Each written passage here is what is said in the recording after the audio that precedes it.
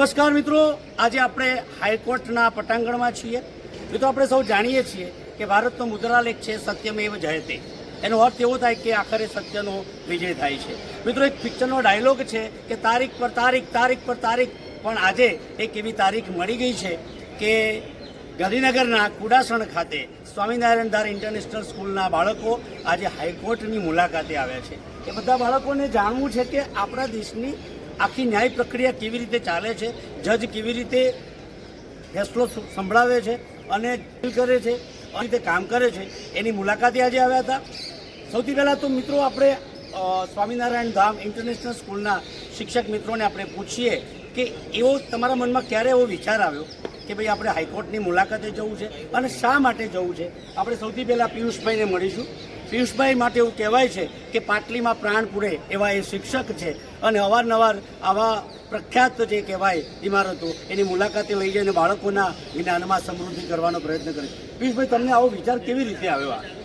વિચાર એટલા આવ્યો કે બાળકોને વર્ગખંડની અંદર જે 15x15નો વર્ગખંડ કહી શકાય એની અંદર પાઠ્યપુસ્તકમાં ન્યાય પ્રક્રિયા, ન્યાય પ્રણાલી વિશે સમજાવીએ છીએ, પણ બાળકના માત્ર એક્સપ્લેન કરીએ ચોક એન્ડ ટોક એનાથી બેટર છે કે બાળકોના સંસ્થાઓની મુલાકાત લેવડાવીએ, જેથી બાળક રૂબરૂપ જોવે કે આ પ્રણાલી કઈ રીતના ચાલે છે.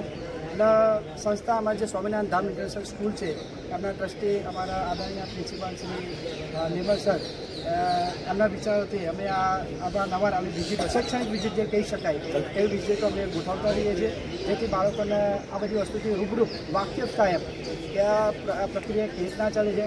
એટલે આ પ્રક્રિયા અમે અવારનવાર કરતા રહીએ છીએ. આ બાળકોને લઈને આવવામાં બીજા પણ એક શિક્ષક મિત્ર આપણી સાથે છે, માનનીય રાજ બારોટ સાહેબ. આપને પણ હું ખાસ પ્રશ્ન પૂછીશ કે આ ઇમારતની મુલાકાતે, આ વડી અદાલતની મુલાકાતે આવ્યા પછી તમને કેવું લાગે છે કે ભાઈ બાળકોએ શું જાણ્યું હશે, બાળકોની કઈ જિજ્ઞાસાઓ સંતોષાઈ હશે, અને એક શિક્ષક તરીકે તમે આ મુલાકાતે કેવી રીતે જુઓ છો?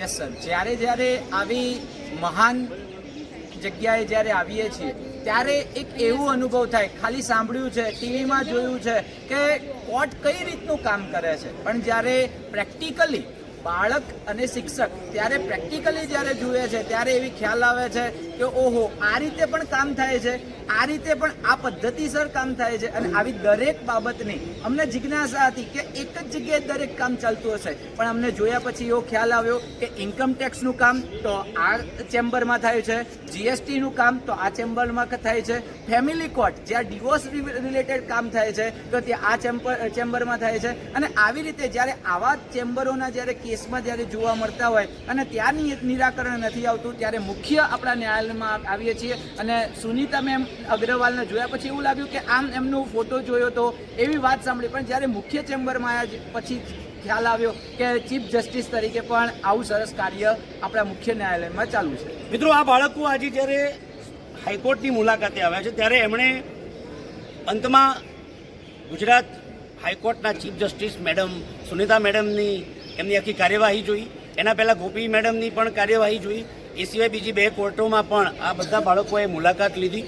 ખૂબ જિજ્ઞાસાથી આ બાળકોએ ખૂબ કુતૂહલપૂર્વક આખી પ્રક્રિયા એમણે સાંભળી છે. તો આપણે સૌથી પહેલાં બાળકોને પૂછીએ કે આ કોર્ટની મુલાકાતે આવ્યા પછી જજ સાહેબાએ જે પ્રશ્નો પૂછ્યા તો એ તને કેવું લાગ્યું? એમ જજ સાહેબ આમ કે જેમ કે વકીલોની જે આમ હોય પ્રોબ્લેમ છે, જે હોય ફેમિલી માટે અને જીએસટી માટે એને અનુસરીને એમ કે વગર કામ ટાઈમ વેસ્ટ ન કરે, પછી તે આમ એના પર ચોક્કસ આમ નિર્ણય લે, થોડોક સમય લે, એના પછી તે જવાબ આપે, એમ ચોક્કસ નિર્ણય આપતા અને જજમેન્ટ કરતા. એ જ રીતે પછી જે બીજા લોકો ત્યાં હતા તે શાંતિથી આમ એમનું કાર્ય કરતા હતા, કે કોઈ ડિસ્ટર્બ થાય કે તેમને કંઈ કાર્ય કરતા આ કોર્ટની અંદર તને કંઈ ખાસ વખત મજા આવી હોય એમ જોવાની તો એવું કંઈ? તો આમાં ડિસિપ્લિન. અચ્છા, ડિસિપ્લિન. અચ્છા, બીજા કોઈ બાળક આપશે જવાબ આપને કે આ કોર્ટની મુલાકાતે આવ્યા પછી ગોપી મેડમ કે સુપ્રીમ કોર્ટના આપણે જજ મેડમ? શું નામ દોસ્તારો? તીર્થ. સરસ સરસ. આપણે છેલ્લે હાઈકોર્ટના ચીફ જસ્ટિસ સુનીતા મેડમની અદાલતમાં ગયા અને ત્યાંનું આખું જે વાતાવરણ જોયું તો એ જોતાં તને કેવું લાગ્યું કે આપણું ન્યાયતંત્ર એટલું સરસ ડિસિપ્લિનમાં ચાલે છે? તો એક સ્ટુડન્ટ તરીકે તું શું જુએ છે, તને કેવું લાગે છે? સ્ટુડન્ટ તરીકે જે આપણા આખા હાઈકોર્ટના જે આપણા જજ છે ને તે એટલા ડિસિપ્લિનમાં વ્યવસ્થિત એમના કપડાં ડિસિપ્લિન પ્રશ્ન તો જોઈએ આપણે પણ આપણી પર્સનાલિટી જે ડિસિપ્લિન છે આપણે આપણી સરખી રાખીએ એમાં એટલા બધા લોકો લાઈનમાં ટટ્ટા બેઠા જ્યારે આપણે ક્લાસમાં શું કરીએ આમ બેસીએ સુઈ જઈએ પણ આપણે કેવું ડિસિપ્લિન ને પ્લસ કેવી રીતે વ્યવહાર કરો કોઈ વાતચીત બધું આપણે અહીંથી શીખવાનું. અચ્છા, એટલે આપણને એવું લાગે છે કે શિસ્ત અત્યંત જરૂરી છે. Okay okay. બીજા પણ વિદ્યાર્થી ભાઈ બહેનોએ આપણે આ આખી કાર્યવાહી નિહાળી છે, તો તને આ વકીલોની જ આખી આ મુવમેન્ટ હતી, આવવાની જવાની વાત કરવાની, તો એના પછી તને એવું લાગ્યું કે વકીલ બનવું જોઈએ? હા, વકીલ બનવા માટે એમ તો બની જવાતું નથી. એના માટે એજ્યુકેશન પ્લસ ડિસિપ્લિન પણ એટલી જ જરૂરી છે, કારણ કે ડિસિપ્લિન વગર તો કોર્ટમાં એન્ટર પણ નથી જવાતું.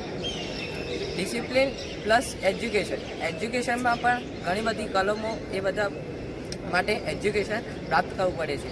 પ્લસ આપણે યુનિફોર્મ, તો એમનું યુનિફોર્મ પણ આપણે જોયું છે કે તે પહેલાં વ્હાઇટ શર્ટ એના પર બ્લેક કલરનો કોટ પ્લસ પહેરે છે.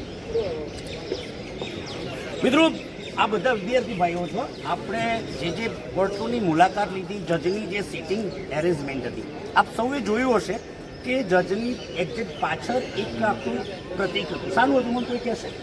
હા બોલો. Yes, very good. સત્યમેવ એ શું છે? આપણો રાષ્ટ્રીય મુદ્રાલેખ છે કે સત્યમેવ જયતે, આખરે સત્યનો વિજય થાય છે. મિત્રો, આપણે જાણીએ છીએ કે ભારતનું આખું જે ન્યાયતંત્ર છે એમાં નીચી કક્ષાથી માંડીને ક્રમશઃ બધી અદાલતો છે. આપણા દેશની સૌથી મોટી કોર્ટ કઈ કોઈ કહેશે મને? આ બોલજો.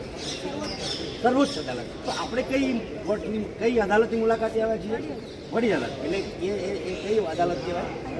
હાઈકોર્ટ ખરી, પણ એ રાજ્યની વડી અદાલત. કારણ કે આપણે બધા ગુજરાત હાઈકોર્ટના આ પટાંગણમાં ઊભા છીએ અને અલગ અલગ કોર્ટની આપણે મુલાકાતે લીધી છે. તો મારે તમને પ્રશ્ન પૂછવો છે કે આપણે જ્યારે સામાજિક વિજ્ઞાન ભણતા હોય અને આપણા સામાજિક વિજ્ઞાનના શિક્ષક જ્યારે આપણને ન્યાયતંત્ર વિશે ભણાવતા હોય, તો આજે તમે પ્રેક્ટિકલ જોયું કે ભાઈ એ વકીલો કેવી રીતે કેસમાં દલીલો કરે છે, જજ કેવી રીતે સાંભળે છે અને એનો ચુકાદો આપે છે. તો આજે આ મુલાકાત પછી તમને એવું લાગે છે કે જે પાઠ્યપુસ્તકમાં જે જ્ઞાન છે એ અહીંયા વ્યવહારિક જોયું તો તમને એની માનસિક કેવી અસર થઈ? કોઈ કહેશે મને? હા બોલ. શું નામ? પહેલાં તારું નામ બોલ. વેદાંત પટેલ. વેરી ગુડ, સરસ. બોલો. એટલે પહેલાં કેવું પાઠ્યપુસ્તકમાં પેલું સર ભણાવે ને એટલે પછી પરીક્ષા પૂજાય એટલે પ્રશ્ન આવે એટલે કેવું હોય એટલે આમ ગોખી નાખીએ, આમ તૈયાર ના રહીને એવું રહે. એટલે આજે વાંચ્યું કાલ પરીક્ષા પતી પછી એ પ્રશ્નો જ આખો ભૂલી ગયો કે પ્રશ્ન જવાબ પછી અહીંયા જે વ્યવહારિક રીતે જે આપણે જે જોયું ને એના પછી માઇન્ડમાં ફિટ થયું કે હા કે આવું કંઈક ચોપડીમાં એના પછી કંઈ પ્રશ્ન આવ્યો પછી ગોખવાની જરૂર નહીં, આપણે ડાયરેક્ટ જ લખી હતું કે આ પ્રેક્ટિકલ કરી જોયું પ્રેક્ટિકલ એટલે પછી ડાયરેક્ટ જ લખાય. ટૂંકમાં આજની મુલાકાત તમને કેવી લાગી? બહુ સરસ. મિત્રો, આ છે ગાંધીનગરની કુડાસણ ખાતે આવેલી સ્વામિનારાયણ ધામ ઇન્ટરનેશનલ સ્કૂલ. આ સ્કૂલ એની જુદી જુદી એક્ટિવિટીઓ માટે જાણીતી છે. અગાઉ પણ એ વિધાનસભાની મુલાકાતે ગઈ છે. એક બહુ જ મોટી ક્વિઝ પણ એને કરેલી છે ઇન્ટરનેશનલ, અને આવી અનેક પ્રવૃત્તિઓ એમના શિક્ષક મિત્રો દ્વારા અવારનવાર થાય છે અને બાળકોમાં જે જિજ્ઞાસા થાય છે એ જિજ્ઞાસા સંતોષવાનું કામ આ શિક્ષક મિત્રો કરે છે. આજે હાઈકોર્ટની મુલાકાતે મારે પણ આવવાનું થયું અને અચાનક આ વિદ્યાર્થીઓ સાથે મળવાનું થયું. સાથે સાથે કોર્ટની કાર્યવાહી જોવાની પણ એક અલગ મજા છે. શિક્ષક મિત્રો અને સાથે પોલીસ સ્ટાફ મિત્રોએ પણ ખૂબ સહકાર આપ્યો. કોર્ટમાં પણ જજે પોતે પણ પોતાનો સમય ફાળવી અને 2 મિનિટ વાત કરી, એનાથી પણ ખૂબ આનંદ થયો. અને લોકસંવાદ યુટ્યુબ ચેનલ આજના આ દિવસને મુલાકાત બદલ સૌનો આભાર માને છે અને સમગ્ર સ્વામિનારાયણ ધામ ઇન્ટરનેશનલ સ્કૂલનો પણ ખૂબ ખૂબ આભાર માને છે. હું રમેશ પરમાર, તંત્રી ભાવનશ્રી અને મનહર ઉજાસ, એડિટર લોકસંવાદ યુટ્યુબ ચેનલ. આપનો ખૂબ ખૂબ આભાર, ધન્યવાદ. આપનો દિવસ શુભ રહે.